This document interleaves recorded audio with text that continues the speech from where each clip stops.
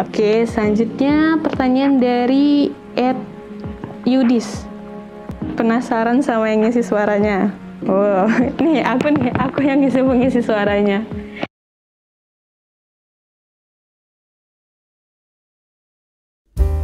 Halo Sobat Ridi, duduk dan dengar, kembali lagi nih.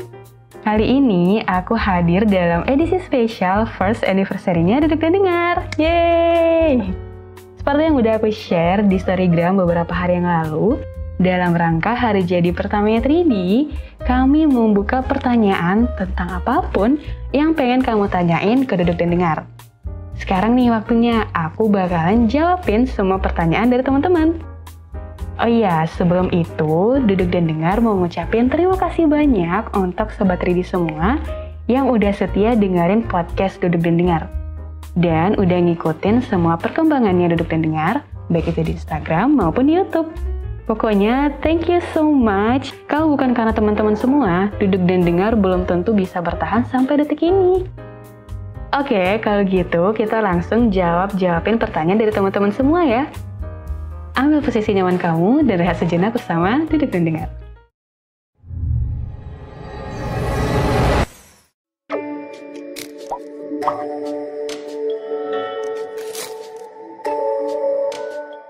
Oke, kita mulai dari pertanyaan pertama ya. Dari @indra bla bla bla. Apakah salah jika aku tetap mencintai dirinya walau aku sudah tahu dia tak menginginkanku lagi? Oke, kalau menurut aku sih nggak ada salahnya. Karena mencintai itu kan manusiawi. Naluri untuk menyukai seseorang itu kan nggak bisa dihambat gitu kan ya. Tapi ya masalahnya memang cintamu ya hanya sebatas cinta sepihak aja. Kalau udah begitu sih saran aku lebih baik relakan dia dan coba mulailah untuk mencintai diri sendiri. Sampai kamu bisa menemukan cinta yang baru. Oke, terima kasih ya pertanyaannya dari @indra. Next, kita pertanyaan kedua dari @ayusartika bla bla bla. Pertanyaannya, kenapa dia melukai sedangkan dia sendiri nggak mau dilukai? Oke. Ibaratnya seperti kita nggak mau terluka nih, tapi malah melukai. Kalau dibawakan ke sebuah hubungan ya, memang banyak hal-hal yang membuat hubungan kita dengan orang lain itu saling bergesekan.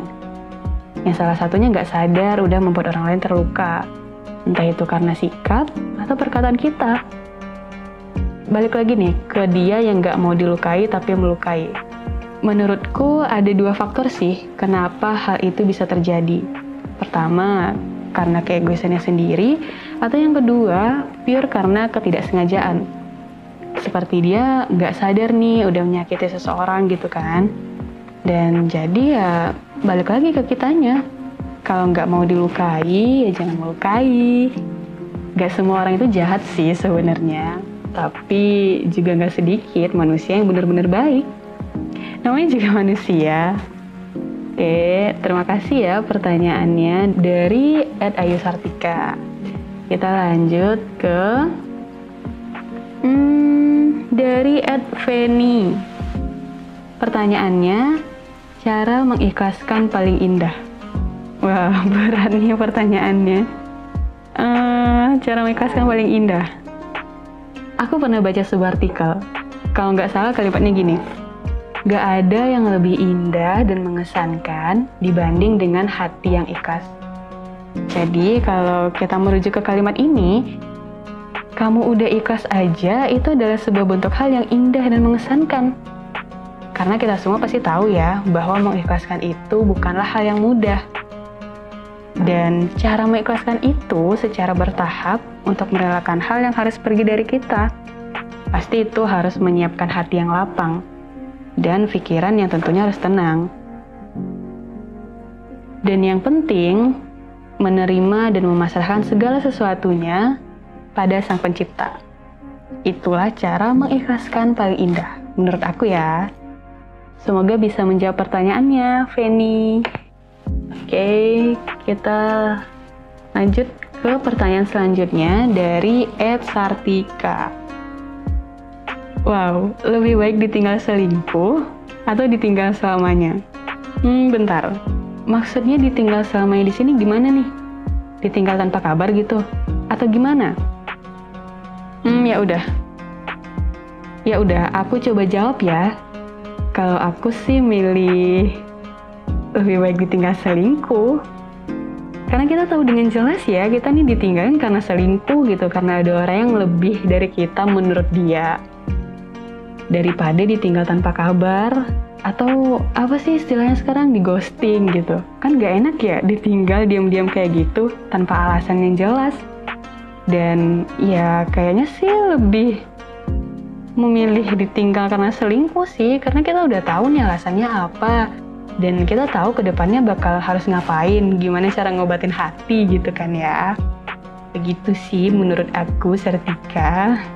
Oke, kita lanjut ke pertanyaan selanjutnya dari @yaogi. Pertanyaannya, pilih kuliah apa magang di Korea? Korea mana dulu nih? Korea Utara atau Korea Selatan? Oke, kita anggap aja pertanyaan dari kamu Korea yang dimaksud sama ya, sama yang aku pikirin. Jadi kalau menurut aku sih, kuliah atau magang di Korea, aku milih dua-duanya sih. Karena pasti punya sensasi dan enaknya masing-masing kan. Kalau kuliah di Korea, kita bisa lebih banyak mengeksplorasi negaranya, budayanya. Nah, kalau magang gitu juga sih. Tapi ada plusnya, mungkin dapat fee-nya gitu atau apa. Pokoknya dua-duanya sama-sama keren sih. Sama-sama udah pilihan terbaik lah. Tapi balik lagi nih, kalau disuruh milih, kayaknya enakan magang sih di sana. Karena belajar sambil praktik kan enak juga. Bisa beradaptasi dengan pola kerja sebuah negara maju. Itu sih menurut aku. Semoga ini bisa menjadi acuan, atau kamu benar-benar emang lagi berada di dua posisi ini, mungkin bisa menjadi sebuah acuan dari pendapat aku untuk kamu. Dari siapa tadi?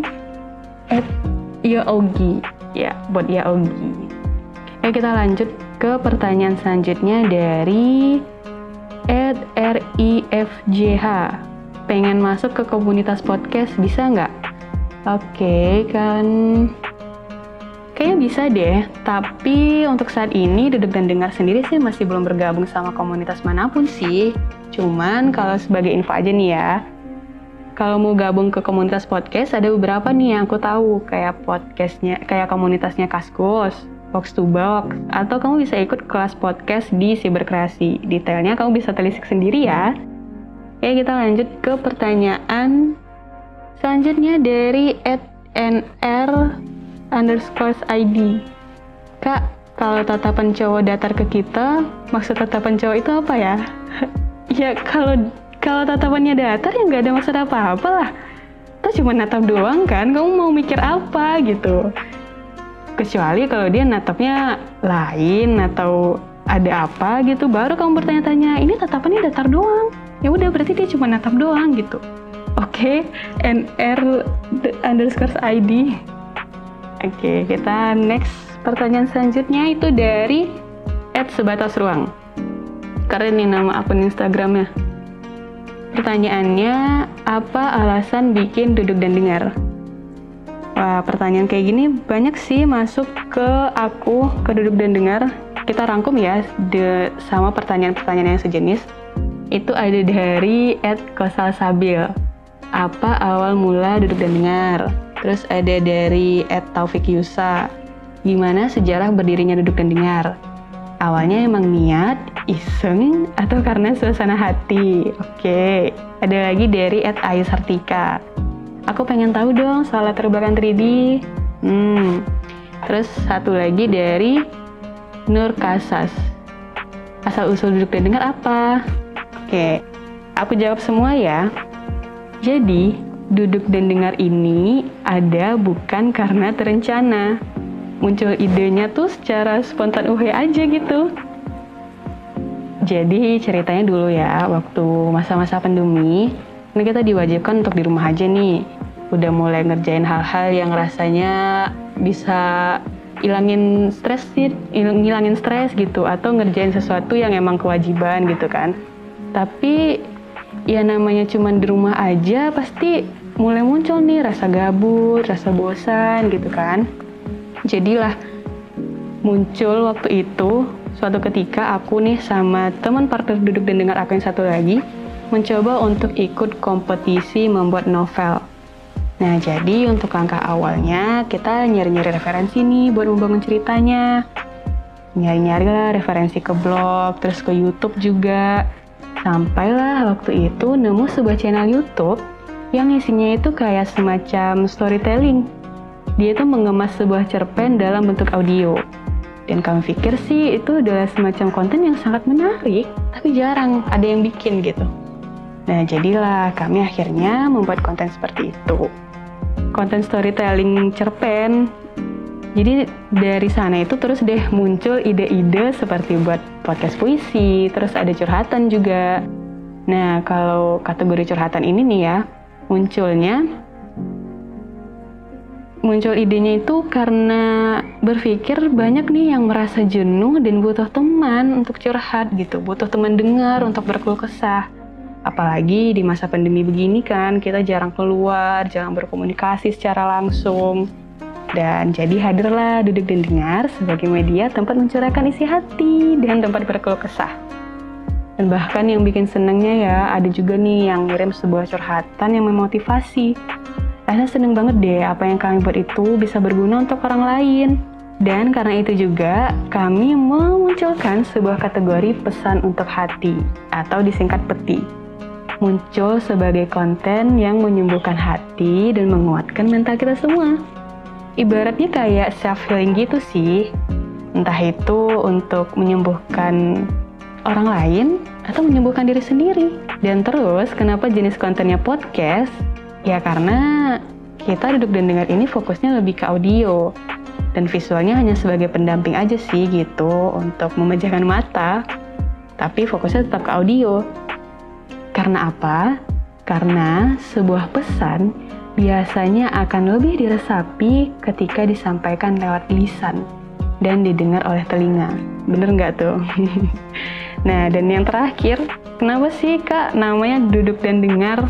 Oke, kalau kita mention ke penjelasan yang tadi, kan kita ini sebuah podcast ya, mengutamakan audio, berarti didengar, dan disandingkan dengan kata duduk, yang berarti butuh posisi nyaman dan santai untuk mendengarkan konten dari Duduk dan Dengar. Ya begitu sih, sederhana, tapi semoga bisa terus terngiang-ngiang di telinga kamu, kan yang kayak duduk dan dengar gitu. Semoga aja selalu bisa menemani setiap hari-harimu. Jangan lupa ya di follow @dudukdandengar. Oke, kita lanjut ke pertanyaan selanjutnya dari @Indra Kurniawan. Gak mau nanya, cuman mau bilang makasih telah menghibur dan memberi kata-kata motivasi. Wah, terharu nih baca pertanyaannya. Terima kasih kembali ya udah mau menjadi pendengar setia Duduk dan Dengar. Senang deh bisa menjadi sebuah konten yang bisa bermanfaat untuk orang banyak. Terima kasih ya Indra.Kurniawan. Oke, kita ke pertanyaan selanjutnya. Yang mana ya? Dari @Boncan. Apa yang membuat Mimin bisa bertahan 1 tahun dalam menjalankan Duduk dan Dengar? Wah, pertanyaannya dalam banget. Perihal bertahan nih. Ya, alasannya pertama, karena orang-orang di balik Duduk dan Dengar ini adalah orang-orang yang memang punya passion di bidangnya masing-masing sih. Kayak aku gitu suka nulis, entah itu nulis syair, sajak, puisi, atau cerpen, atau tulisan random lainnya lah. Terus, orang yang di belakang ini yang ngeditin audio dan visual ini, di 3D dia tuh emang passionnya di desain dan editing. Jadi ya kami memang bekerja sesuai passion masing-masing, mengerjakan sesuatu hal yang emang kami suka. Jadi ya gak ada hal yang menjadi beban untuk terus bertahan sih. Dan alasan lainnya adalah karena selalu dapat support positif dari Sobat 3D semua yang selalu dengerin podcast 3D, selalu ngikutin perkembangan dan ikut menemani kegabutan Mimin kadang di Instagram Story. Dan bahkan ya, ada juga yang mau curhat sama Mimin lewat DM. Ya Allah, rasanya tuh seneng banget gitu. Apalagi ditambah sama kiriman karya-karya yang bejibun banyaknya. Itu tuh udah bikin aku sama partner 3D tuh yang kayak, aduh udah sayang banget deh kalau seandainya 3D nanti bakal berhenti. Jadi ya intinya karena teman-teman semua sih alasan kenapa 3D masih bisa bertahan sampai sekarang. Dan semoga selalu bertahan ke tahun-tahun selanjutnya. Kayak kamu semua itu support sistemnya 3D banget deh pokoknya.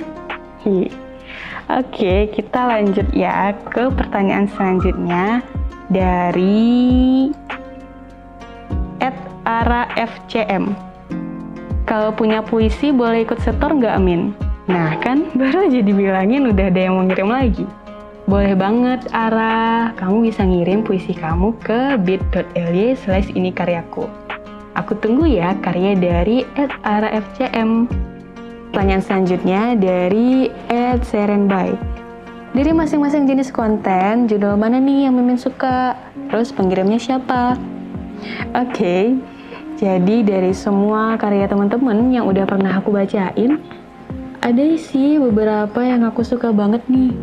Tapi coba aku ingat dulu ya.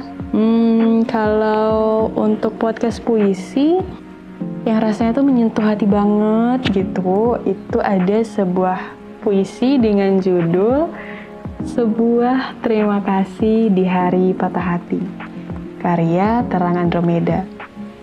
Terus satu lagi ada judulnya Aku Bersandiwara Tapi Tidak Dalam Hal Menyayangi.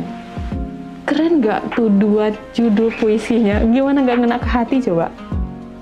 Dan kamu yang belum dengerin harus dengerin dua puisi itu. Terus kalau untuk curhatan nih, aku suka yang ini nih, yang judulnya Untuk Aku di Luar Sana. Sebuah curhatan motivasi dari Fadlilah Nabi. Seriusan, buat kalian yang belum dengar, kalian harus dengar curhatan motivasi yang satu ini. Kata-katanya tuh enak banget buat nenangin diri sendiri. Kalau lagi berada dalam keputusasaan gitu, kayak lagi down, pokoknya feeling bad gitu, asli aku yang bacanya sampai mau nangis gitu. Kalian harus denger pokoknya. Cara dia nyampein pesan tuh kayak aduh nyampe banget ke hati. Habis ini jangan lupa dengerin ya. Terus kalau untuk cerpen, aku suka yang baru-baru ini diupload sih, judulnya Friendzone. Ayo, yang pernah berada pada posisi ini, coba deh dengerin ceritanya. Dan yang terakhir itu ada Peti, Pesan Untuk Hati. Apa ya yang aku suka dari hati ini ya, dari peti ini ya? Karena rata-rata yang buat peti itu ya dari duduk dan dengar. Jadi semuanya aku suka karena aku yang bikin. Canda. Dari semua peti yang aku suka itu ada yang judulnya Overthinking. Itu pesan, berisi sebuah pesan yang benar-benar ditujukan buat kamu yang kepalanya nggak berhenti-berhenti nih ngajak diri sendiri bicara. Pokoknya kamu harus dengerin sih. Oke, jadi itulah beberapa podcast yang aku suka dari pengirim-pengirim setia duduk dan dengar. Asik. Oke, kita ke pertanyaan selanjutnya. Dari @Siti Mulyati. Boleh ngeluh nggak sih? Wah, dia nanya nih, boleh ngeluh nggak guys? Boleh banget. Diri kita itu juga perlu menerima bahwa diri kita lagi nggak sanggup, lagi sedih-sedihnya, dan nggak selalu berada di situasi baik-baik aja. Jadi boleh kok ngeluh, nggak apa-apa berada di keadaan nggak baik-baik aja. Tapi harus ingat nih, habis itu harus bangkit lagi ya. Nggak boleh sedih-sedih lagi, nggak boleh ngeluh-ngeluh lagi. Semangat ya untuk Siti Mulyati dan teman-teman di luar sana yang punya beban berat. Pokoknya semangat, harus semangat. Oke, selanjutnya pertanyaan dari @Yudis. Penasaran sama yang ngisi suaranya?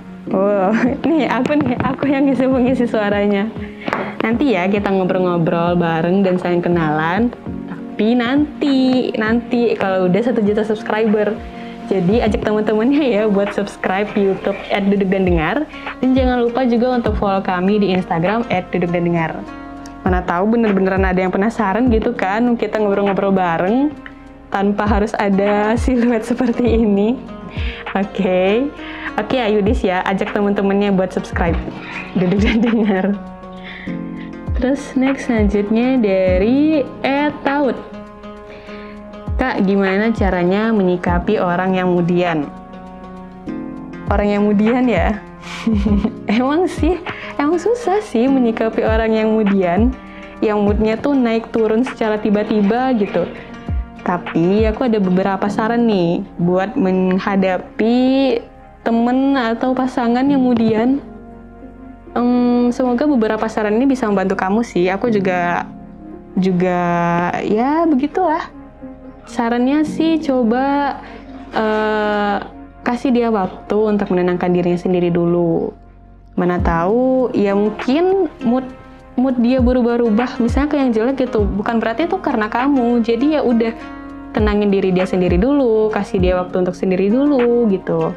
Terus yang kedua, coba deh alihkan perhatian atau pikiran dia dari hal-hal yang membuat dia bad mood. Misalnya ajak dia ngobrolin hal lain atau apa gitu yang membuat dia nggak kepikiran ke hal-hal yang buat dia bad mood. Gitu aja sih. Semoga membantu ya, Taut. Oke, next. Pertanyaan selanjutnya dari @sparkle. Salah tidak mencintai dalam diam? Enggak salah kok. Ini sama sih jawaban yang tadi, yang nanyain boleh nggak mencintai dia, yang nggak mencintai kita. Jadi jawabannya ya nggak salah kok. Jadi jawabannya boleh. Kita punya hati siapa sih yang bisa ngatur kecuali Maha Pembolak-balik hati ya yang pastinya. Jadi nggak apa-apa kok. Mencinta itu hal lumrah sih buat manusia, naluriah. Nggak apa-apa. Oke Sparkle, kamu nggak apa-apa mencintai dia dalam diam. Mungkin ada waktunya nanti kamu akan menyatakan perasaanmu padanya. Oke. Dan ini pertanyaan terakhir dari @suara angkasa. Apa resolusi Duduk dan Dengar ke depannya? Wah, resolusi Duduk dan Dengar ke depannya ya. Resolusinya semoga Duduk dan Dengar ke depannya bisa lebih memotivasi banyak orang, bisa menghibur banyak orang dengan konten-konten yang lebih bermanfaat tentunya. Terus bisa lebih meningkatkan kualitas podcast dari Duduk dan Dengar, baik dari segi audio maupun visualnya, biar teman-teman nih nggak bosan nih dan selalu terus bersama Duduk dan Dengar. Dan terus bisa meningkatkan subscriber dan followers dari Duduk dan Dengar.